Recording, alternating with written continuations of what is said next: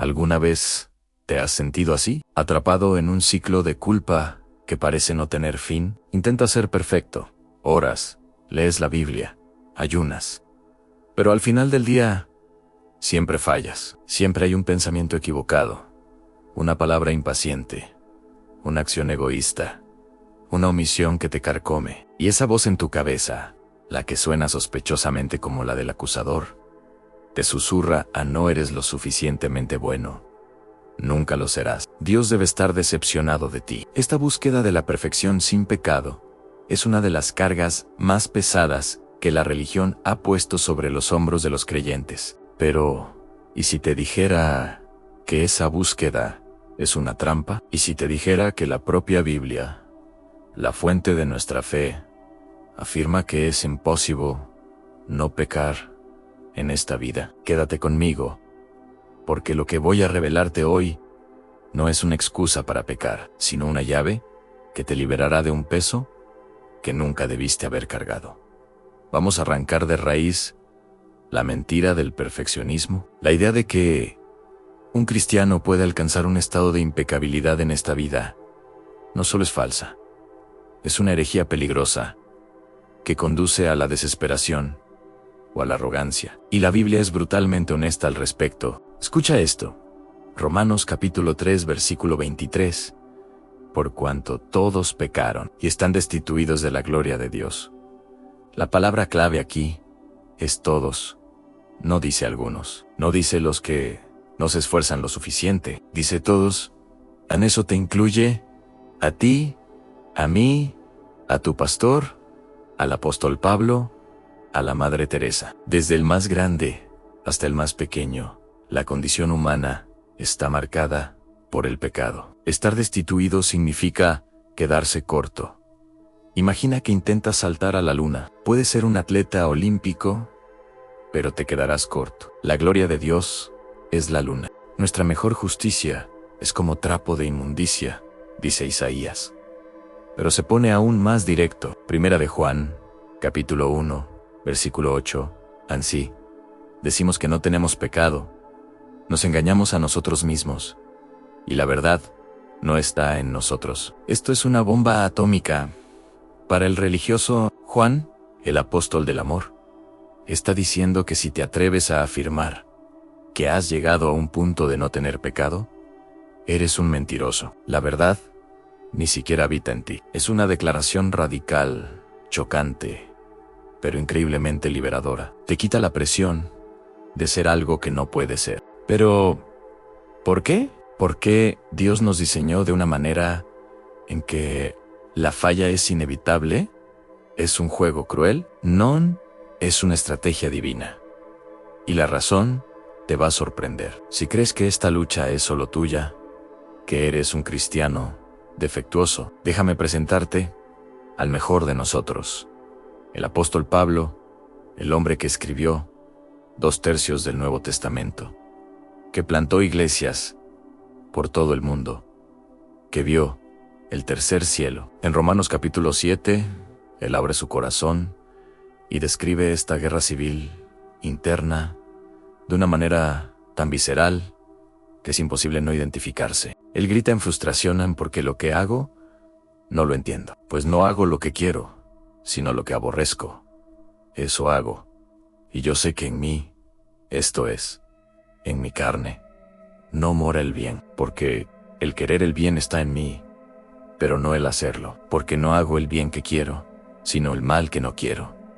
Eso hago. ¿Sientes el peso de esas palabras? Es la frustración de todo creyente sincero. Sabes lo que es correcto, amas la ley de Dios en tu mente, pero hay otra ley, la ley del pecado, que mora en tus miembros, en tu carne, y te lleva cautivo. Pablo no estaba hablando de su vida antes de Cristo. Estaba describiendo su experiencia diaria como un creyente lleno del Espíritu. La carne, nuestra naturaleza humana caída, está en guerra constante contra el Espíritu. Y en esta vida, esa guerra no termina. Si el apóstol Pablo, el gigante de la fe, vivía en esta tensión constante, ¿cuál es nuestra esperanza? ¿Estamos condenados a una vida de frustración? No, la solución no es esforzarse más.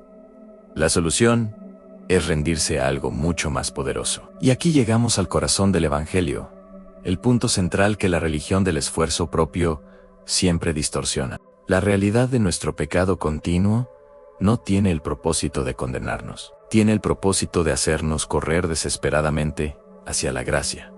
An escucha la promesa más gloriosa de toda la Escritura. Romanos 5, versículo 20. Mas cuando el pecado abundó, sobreabundó la gracia. Imagina una balanza cósmica. De un lado, pones todos tus pecados en pasados, presentes y futuros. Cada pensamiento lujurioso, cada mentira, cada acto de egoísmo, es una montaña enorme y pesada. Ahora, del otro lado, Dios no pone tus buenas obras para intentar equilibrar. Él no pone tus oraciones, tus ayunos, tus diezmos. Él pone una sola cosa, a la cruz de Jesucristo. Y el peso de esa cruz, el valor de esa sangre, es tan infinitamente superior que la balanza no solo se equilibra, sino que se rompe. La gracia no solo cubre el pecado, lo aniquila, lo ahoga en un océano de perdón. Tu incapacidad de ser perfecto no es una falla en el plan de Dios, es el plan.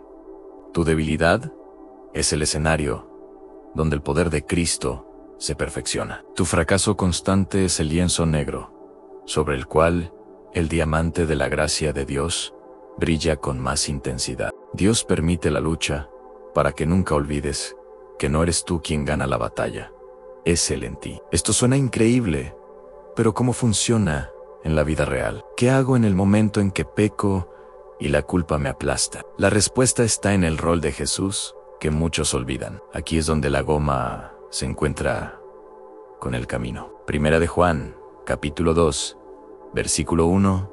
Hijitos míos, estas cosas os escribo para que no pequéis. Y si alguno hubiere pecado, abogado tenemos para con el Padre, a Jesucristo, el justo. Analiza esa estructura perfecta. El objetivo, el estándar, es no pecar. Pero la realidad es que, si alguno hubiere pecado, y cuando eso sucede, la respuesta no es el pánico, la autoflagelación o esconderse de Dios.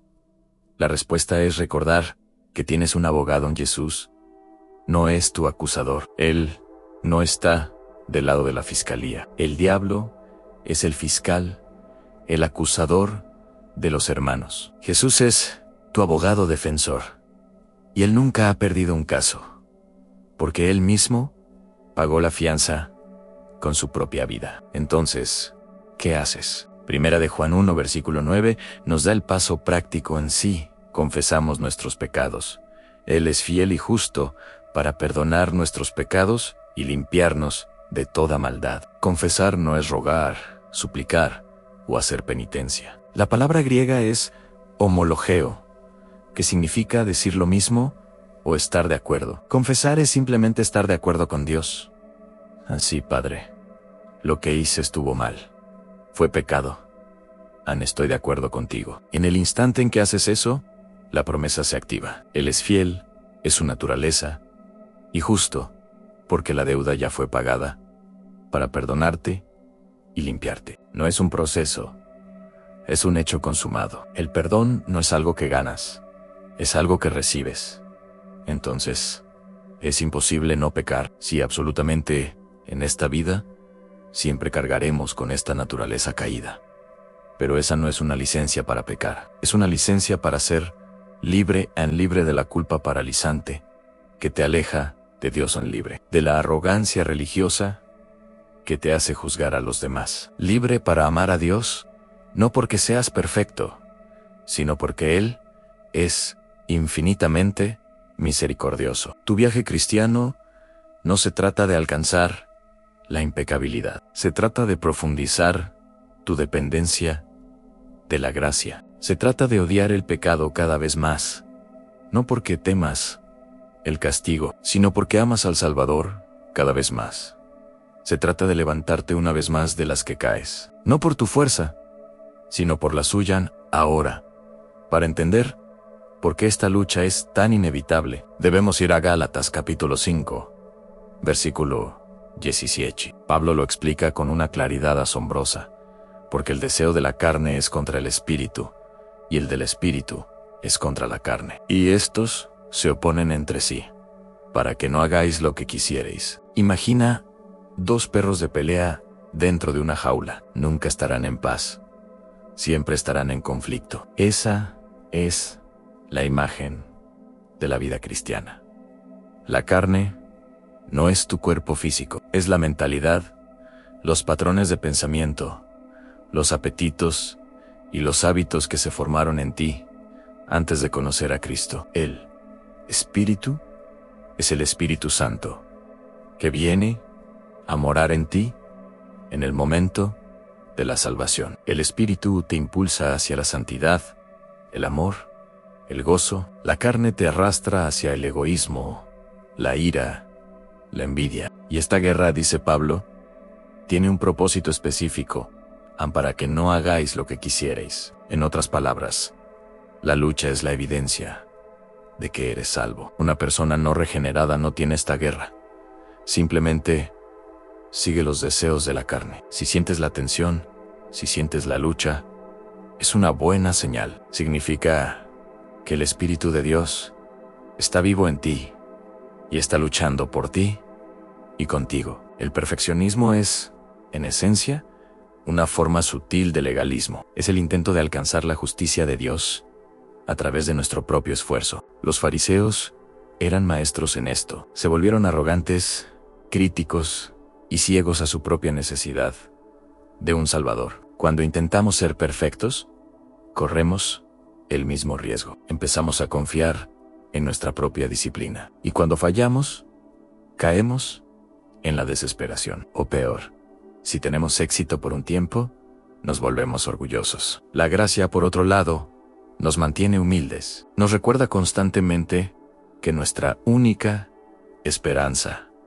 es Cristo. Nos libera de la carga de tener que salvarnos a nosotros mismos cada día y nos permite amar a los demás desde un compañerismo en la lucha, todos dependientes de la misma gracia. Quiero dejarte con una herramienta práctica. En lugar de llevar un registro de tus pecados, lo cual solo te enfocará en la derrota, comienza un diario de gratitud por la gracia. Cada noche, en lugar de repasar tus fallas, escribe 3 cosas específicas por las que estás agradecido acerca de la gracia de Dios en tu vida ese día. Por ejemplo, hoy fui impaciente, pero estoy agradecido porque la gracia de Dios me perdonó instantáneamente y me dio la oportunidad de pedir perdón. Hoy luché con envidia, pero estoy agradecido porque la gracia de Dios me recuerda que mi valor está en Cristo. Hoy